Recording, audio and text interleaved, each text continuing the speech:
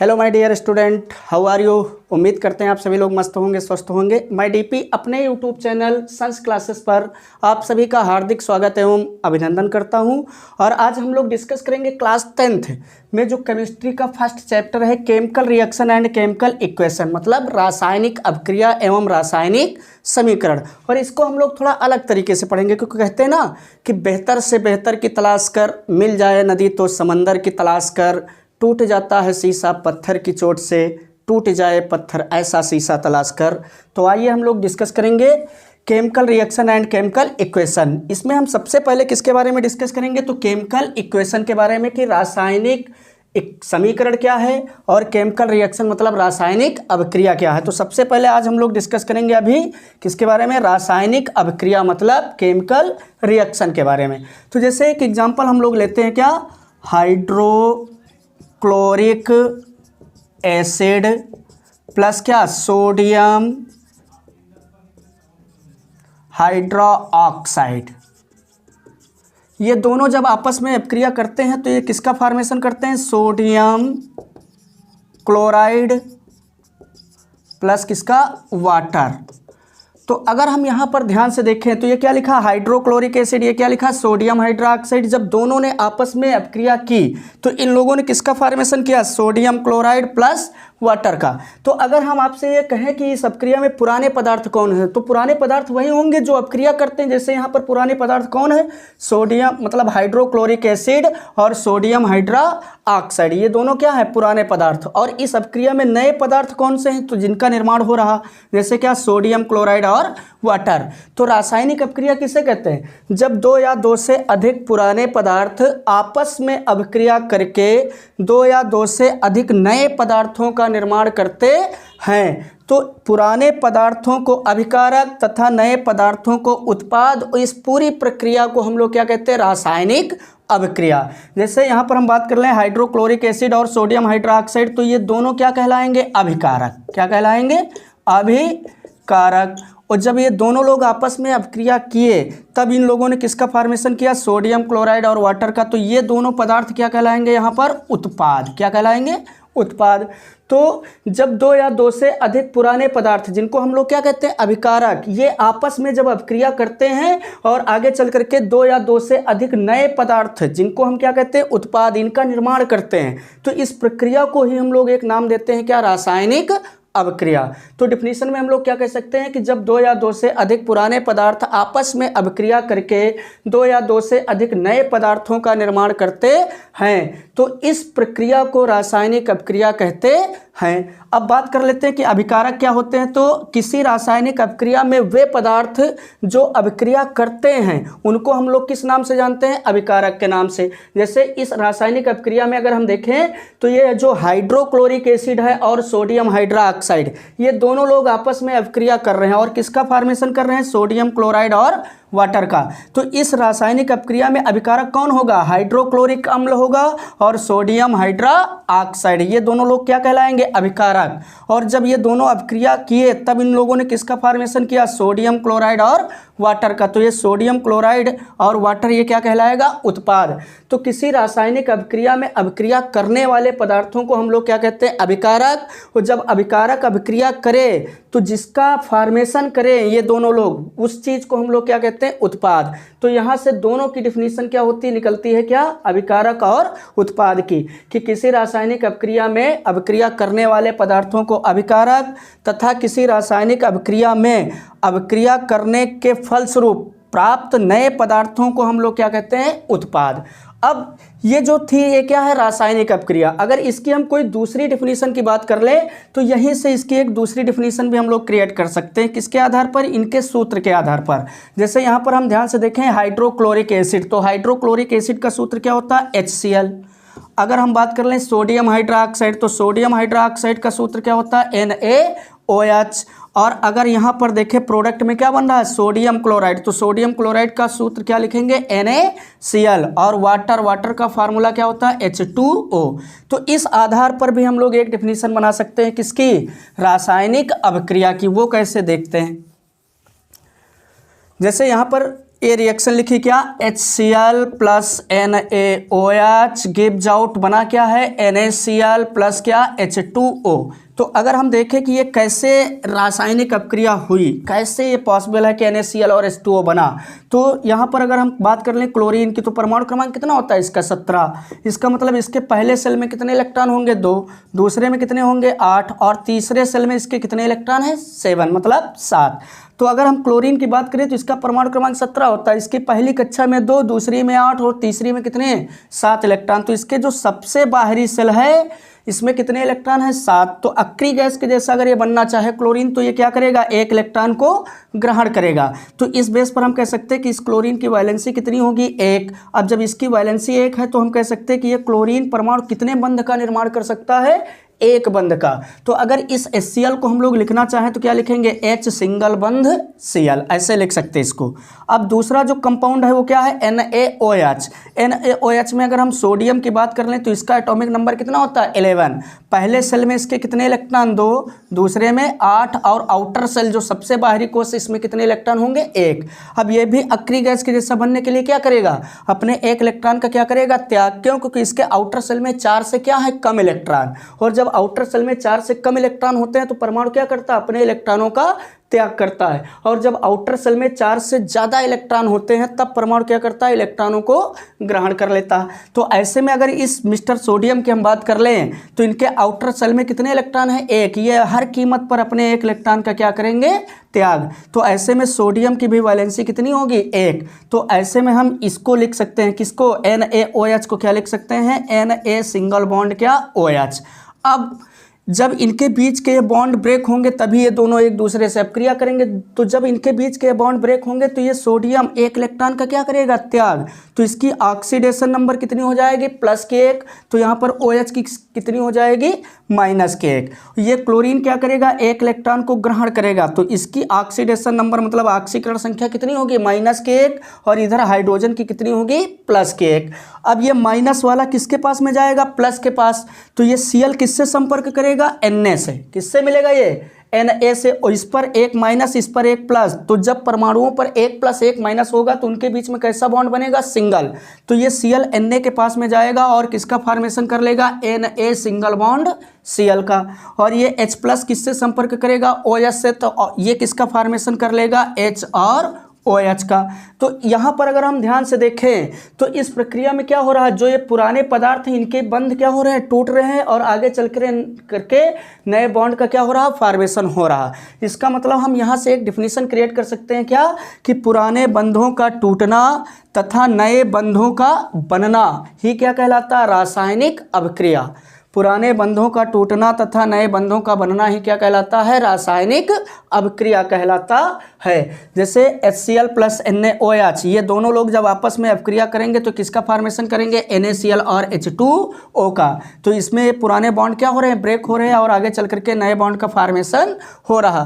तो पुराने बंधों का टूटना तथा नए बंधों का बनना ही क्या कहलाता है, रासायनिक अभिक्रिया। अब थोड़ा और डिस्कस हम करेंगे। तो हम इसी रिएक्शन को अगर हम नाम के द्वारा लिखे थे तो क्या लिखे थे अभी, हाइड्रोक्लोरिक एसिड प्लस क्या लिखे थे, सोडियम हाइड्रा ऑक्साइड। जब इन दोनों लोगों ने आपस में अपक्रिया की तो इन लोगों ने किसका फॉर्मेशन किया था, सोडियम क्लोराइड प्लस वाटर। अब इसको अगर हम ध्यान से देखें तो ये जो हाइड्रोक्लोरिक एसिड है ये क्या है, सोडियम हाइड्रा ऑक्साइड। इन दोनों लोगों ने आपस में अपक्रिया की और किसका फॉर्मेशन कर दिया, सोडियम क्लोराइड और वाटर का।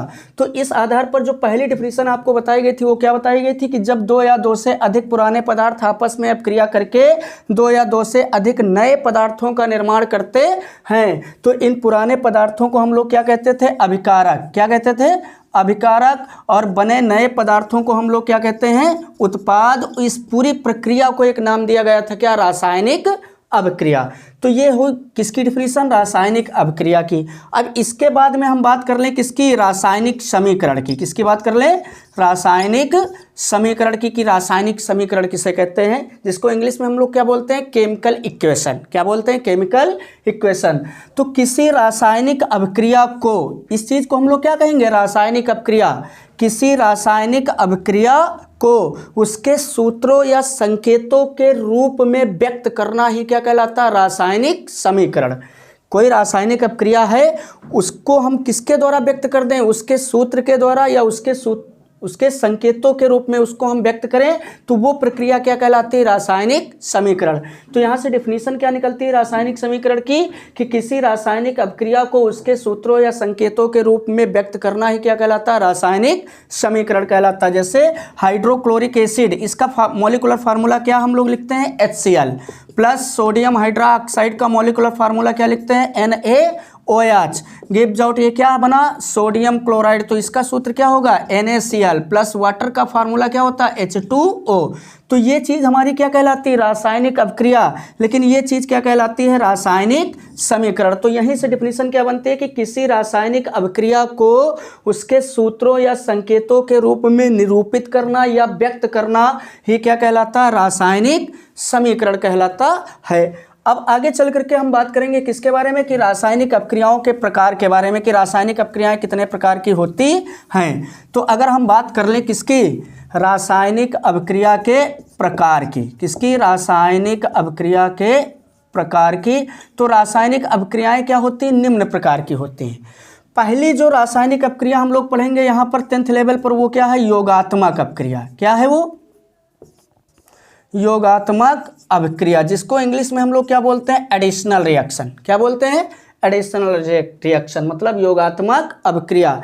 इसी का दूसरा नाम क्या होता है, इस योगात्मक अभिक्रिया को हम लोग कई नामों से जानते हैं। जैसे इस योगात्मक अभिक्रिया को हम लोग क्या बोलते हैं इंग्लिश में, एडिशनल रिएक्शन, या फिर इसी को हम लोग क्या बोल देते हैं, संयोजन अभिक्रिया। क्या बोल देते हैं, संयोजन अभिक्रिया। तो इन दोनों चीज़ों का मतलब क्या है, मतलब एक ही है, चाहे हम क्या बोलें योगात्मक अभिक्रिया, चाहे हम क्या बोलें संयोजन अभिक्रिया, तो दोनों का मतलब क्या है, एक। तो समझते हैं सबसे पहले कि योगात्मक अभिक्रिया किसे कहते हैं। जैसे एक एग्जांपल ले लें हम लोग। पहले तो यहाँ पर अगर इस वर्ड को हम ध्यान से देखें तो ये इस वर्ड क्या लिखा है, योगात्मक। क्या लिखा है, योगात्मक। ये जो योगात्मक शब्द है ये किससे बनाया गया है, योग से। किससे बनाया गया, योग से। और योग कब होगा, जैसे कोई अकेला पदार्थ है तो इसमें योग नहीं है। योग कब होगा, जब चीज़ें एक से अधिक होंगी। तो योगात्मक जो शब्द है ये किससे बनाया गया, योग से। और योग का मतलब क्या होता है, जुड़ना। क्या होता है, जुड़ना। और जुड़ेगी कब, जब चीज़ें एक से क्या होंगी, अधिक। तो यहाँ से योगात्मक अभिक्रिया की डेफिनेशन क्या होती है, कि जैसे एक एग्जांपल लेकर के समझते हैं। जैसे हम क्या ले लें, A+B गिव्स आउट क्या, AB। तो अगर यहाँ पर हम ध्यान से देखें तो यहाँ पर दो रिएक्टेंट हैं, दो अभिकारक, एक क्या है A, एक क्या है B। लेकिन जब दोनों लोगों ने आपस में अभिक्रिया की तो इन लोगों ने किसका फॉर्मेशन किया, AB का। किसका फॉर्मेशन किया, AB का। तो ये क्या है, अभिकारक, और ये क्या है, उत्पाद। तो योगात्मक अभिक्रिया में अगर हम ध्यान से देखें तो हम क्या कह सकते हैं कि जब दो या दो से अधिक पदार्थ आपस में अभिक्रिया करके केवल एक ही प्रकार के उत्पाद का निर्माण करते हैं, तो इस प्रकार के उत्पाद को हम एक नाम देते हैं क्या, योगात्मक उत्पाद। क्या नाम देते हैं, योगात्मक उत्पाद। इस प्रक्रिया को हम लोग क्या कहते हैं, योगात्मक अभिक्रिया। फिर एक बार समझेंगे, योगात्मक अभिक्रिया किसे कहेंगे, जब दो या दो से अधिक पदार्थ आपस में अभिक्रिया करके केवल और केवल क्या हो, एक ही प्रकार के या एक ही उत्पाद का निर्माण करें। तो इस प्रकार के उत्पाद को हम लोग क्या कहेंगे, योगात्मक उत्पाद। और इस प्रकार की अभिक्रिया को हम लोग क्या कहेंगे, योगात्मक अभिक्रिया। जैसे एग्जांपल ले लें हम लोग क्या, C+O2 गिव्स आउट CO2। अब इसको ध्यान से समझना, यहाँ पर दो अभिकारक हैं, एक क्या है कार्बन और एक क्या है ऑक्सीजन। जब कार्बन और ऑक्सीजन दोनों लोगों ने आपस में अभिक्रिया की तो इन लोगों ने किसका फॉर्मेशन किया, कार्बन डाइऑक्साइड, मतलब CO2 का। किसका फॉर्मेशन किया? कार्बन डाइऑक्साइड मतलब CO2 का। तो यहाँ पर अगर हम ध्यान से देखें तो ये दो लोग हैं अभिक्रिया करने वाले, लेकिन उत्पाद क्या बना रहे हैं? केवल एक। तो इस उत्पाद को हम लोग क्या कहेंगे? योगात्मक उत्पाद। और इस प्रकार की अभिक्रिया को हम लोग क्या कहेंगे? योगात्मक अभिक्रिया। तो यहीं से डिफिनीशन निकलती है कि जब दो या दो से अधिक पदार्थ आपस में अभिक्रिया करके केवल और केवल एक ही उत्पाद का या एक ही प्रकार के उत्पाद का निर्माण करते हैं, तो ऐसे उत्पाद को योगात्मक उत्पाद और इस प्रकार की अभिक्रिया को योगात्मक अभिक्रिया कहते हैं। कुछ और एग्जांपल देख लेते हैं। जैसे हम सेकंड एग्जांपल की बात कर लें तो जैसे हम क्या ले लें? Mg+O2 गिव्स आउट क्या? MgO। जब मैग्नीशियम की अपक्रिया किससे होती? ऑक्सीजन से। तो क्या बनता? Magnesium oxide. क्या बनता? Magnesium oxide. अब अगर इस रिएक्शन को हम बैलेंस करें तो इधर ऑक्सीजन के कितने आइटम्स हैं? 2। और इधर कितना है? 1। तो इस पूरे कंपाउंड को हम कितने से मल्टीप्लाई कर लेंगे? 2 से। तो ऐसे में 2 1 कम 2, Mg के भी 2 हो गए और इधर 2 1 जा 2, मतलब ऑक्सीजन के भी कितने आइटम्स हो गए? 2। तो ऐसे में Mg इधर 2 है तो इधर भी हम Mg को कितने से गुणा कर लेंगे? 2 से। तो इस अभिक्रिया को भी अगर हम ध्यान से देखें तो जब मैग्नीशियम से किसने अभिक्रिया की? ऑक्सीजन ने। तब जा करके इन्होंने किसका फॉर्मेशन किया? MgO मतलब मैग्नीशियम ऑक्साइड का। तो यहाँ पर भी दो पदार्थ आपस में अभिक्रिया कर रहे हैं लेकिन एक ही प्रकार का उत्पाद बना रहे हैं। क्या? MgO मतलब मैग्नीशियम ऑक्साइड। यहाँ पर उत्पाद का प्रकार एक ही है, बस केवल अंतर क्या है कि यहाँ पर कितने मोल या कितने अणु बन रहे हैं? तो यहाँ पर 2 अणु बन रहे हैं। किसके? मैग्नीशियम ऑक्साइड के। लेकिन दोनों क्या है? एक ही चीज है। तो यहाँ पर हम कह सकते हैं कि जब 2 या 2 से अधिक पदार्थ आपस में अभिक्रिया करके केवल एक ही या एक ही प्रकार के उत्पाद का निर्माण करते हैं, तो ऐसे उत्पाद को योगात्मक उत्पाद और इस प्रकार की अभिक्रिया को हम योगात्मक अभिक्रिया कहते हैं। कुछ और एग्जाम्पल देख लें। जैसे एक एग्जाम्पल लिखते हैं हम लोग क्या? H2+Cl2 रिवर्स विल इधर क्या बनता है? HCl। अब ध्यान से देखें तो ये क्या है? हाइड्रोजन। ये क्या है? क्लोरीन। ये दोनों लोगों ने आपस में अभिक्रिया की और किसका फॉर्मेशन कर दिया? HCl मतलब हाइड्रोक्लोरिक अम्ल का। तो अगर यहाँ पर हम ध्यान से देखें तो ये जो हाइड्रोक्लोरिक है मतलब HCl, तो ये क्या है? एक ही प्रकार का उत्पाद है, लेकिन यहाँ पर कितने अणु इसके बन रहे हैं? तो 2 अणु बन रहे हैं। तो ये कैसा उत्पाद होगा? योगात्मक। कुल मिलाकर के हम यहाँ पर ये कह सकते हैं फाइनली कि योगात्मक अभिक्रिया की सबसे बड़ी पहचान क्या है? कि उत्पाद केवल एक ही बनेगा। उत्पाद केवल एक ही प्रकार का या एक ही बनेगा। जैसे बहुत से रिएक्शन हम देख करके आ रहे हैं, जैसे C+O2 गिव्स आउट CO2।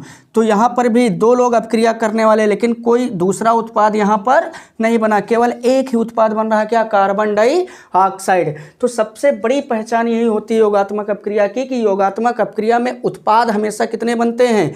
एक ही। चाहे कोई भी अभिक्रिया हो। यहाँ पर ध्यान से देखें C+O2, तो यहाँ पर जाकर के क्या बना? CO2। H2+Cl2 रिवर्स विल यहाँ पर क्या बना? HCl।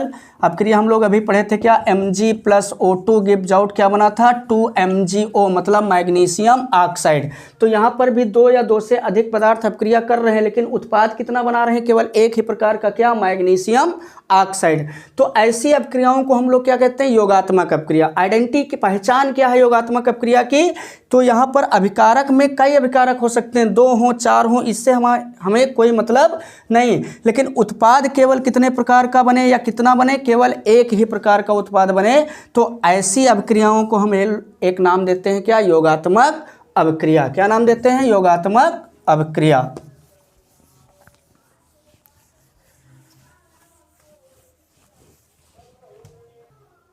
हम लोग बात कर रहे थे किसकी? योगात्मक अभिक्रिया की। जैसे C+O2 गिव्स आउट क्या? CO2। अब होता क्या है कि जो बोर्ड एग्जाम में क्वेश्चन पूछे जाते हैं वो कैसे पूछे जाते हैं? या तो डायरेक्टली पूछ लिया जाता है कि योगात्मक अभिक्रिया किसे कहते हैं, उदाहरण सहित वर्णन कीजिए। क्या पूछता है क्वेश्चन? कि योगात्मक अभिक्रिया से आप क्या समझते हैं, इसका वर्णन कीजिए। या फिर पूछेगा क्या कि योगात्मक अभिक्रिया किसे कहते हैं, उदाहरण सहित इसका वर्णन कीजिए। या फिर कभी कभी लोग क्या करते हैं कि जो योगात्मक अभिक्रिया है मतलब एक रासायनिक अभिक्रिया दे देंगे। जैसे क्या दे दिया जाए? यही C+O2 गिव्स आउट CO2, और पूछ लेंगे कि ये किस प्रकार की अभिक्रिया है। यहाँ पर 4 ऑप्शन देंगे आपको। पहला क्या देंगे? विस्थापन अभिक्रिया। क्या देंगे? विस्थापन अभिक्रिया। दूसरा क्या देंगे?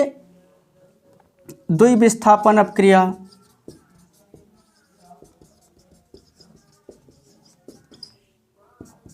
तीसरा क्या दे देते हैं? रडाक्स अपक्रिया, या फिर तीसरे नंबर पर ऑप्शन में रख देते हैं क्या, योगात्मक अपक्रिया, योगात्मक अपक्रिया। और फोर्थ नंबर का जो ऑप्शन होगा यहाँ पर सीधा दे देंगे क्या, इनमें से कोई नहीं, इनमें से कोई नहीं। तो कभी कभी यूपी बोर्ड वाले क्या करते हैं, ये भी काम करते हैं कि एक रासायनिक अपक्रिया लिख देंगे और कहेंगे कि बताइए कि ये किस प्रकार की रासायनिक अपक्रिया है। जैसे लिखिए क्या, C+O2 गिव्स आउट CO2।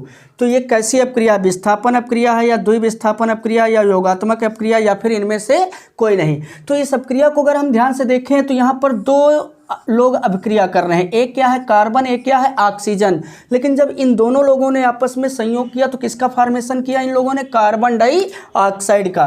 तो जब दो या दो से अधिक पदार्थ आपस में अभिक्रिया करके केवल एक ही उत्पाद का निर्माण करते हैं तो ऐसे उत्पाद को हम लोग क्या कहते थे, योगात्मक उत्पाद। क्या कहते हैं, योगात्मक उत्पाद। इस प्रकार की अपक्रिया को हम लोग क्या कहते हैं, योगात्मक अपक्रिया। तो ये जो अपक्रिया है C+O2 गिव्स आउट CO2, ये किस प्रकार की अपक्रिया होगी, योगात्मक अपक्रिया। कैसी अपक्रिया होगी, योगात्मक अपक्रिया। बेस्ट ऑफ लक बेटा, थैंक्स।